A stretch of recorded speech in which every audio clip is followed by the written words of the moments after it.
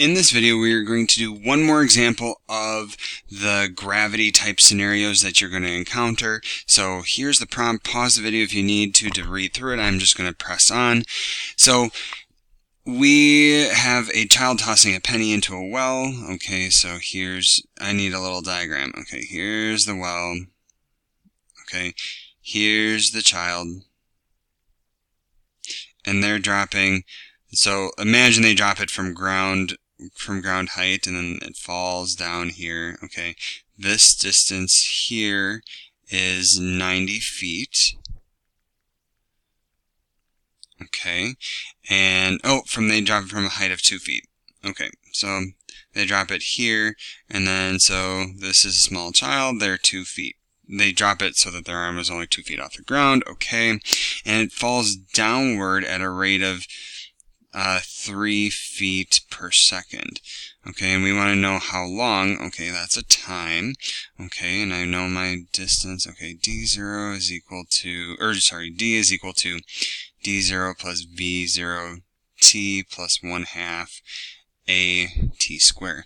And since I'm in feet, right, I know that A is 32 feet per second squared, and I'm going to attach a negative because the object is falling. Okay, so that helps me a little bit. This 3 feet per second, that's a distance per time unit. That's a velocity. Okay, so that helps me out a little bit. Now I just have to think, what is D and what is D0? I know some distances here, but D0 is the initial height. Well, this honestly depends on your perspective. You could think of like where the child drops it at as being like the 0 mark, and then the final the final place that the penny would land on would be like at negative 92. That's the perspective I'm going to take. So if it begins at 0, it would fall a total of 92 feet. So that's where these numbers are coming from, and then plus V0, so that's 3t plus 1/2 t negative 32 t squared. Okay, and then now I'm just going to rearrange it so I have 0 on one side. So I have 0, 92 plus 3t. Doing the math here is minus 16t squared. Okay, and now look at, I have a polynomial in t. I have a second degree polynomial in t. You can try to factor it. I'm going to tell you it's going to take a lot of time and you're going to not be successful. So I'm going to use the quadratic formula to solve this. Yep, you know it. And so I'm just, maybe you need to write out, okay, A is minus 16, B is going to be 3, and then C is going to be 92. So then in the quadratic formula, okay, I have negative B, so opposite of 3, plus or minus square root. 3 squared, so 9. Minus 4 times A, which is minus 16, and then times C, which is 92, and then all over 2A, so 2 times minus 16.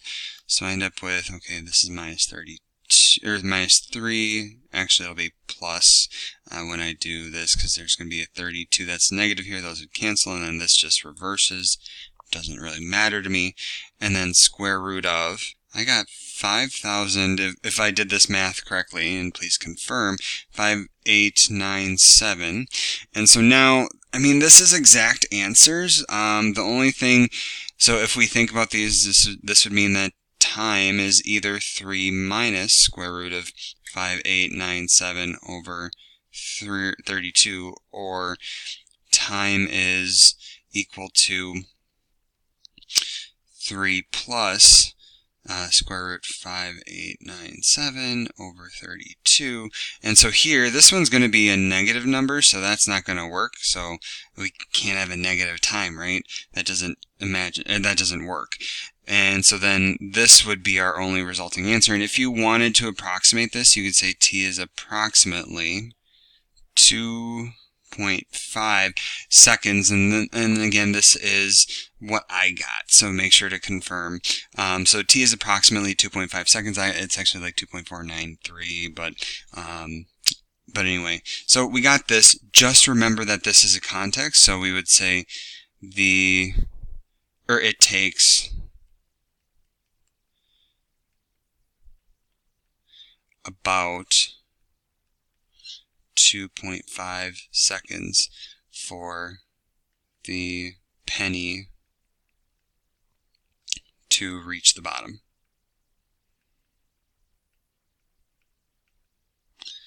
Of the well. And there we have it. So just to recap the big ideas here, I like a diagram just so I can see all the information instead of, in words.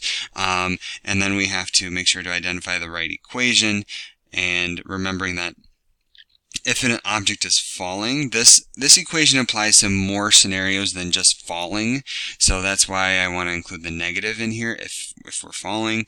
And then really from there, solve it or rearrange it to get a quadratic equation to which you can solve for t and then get your final answer.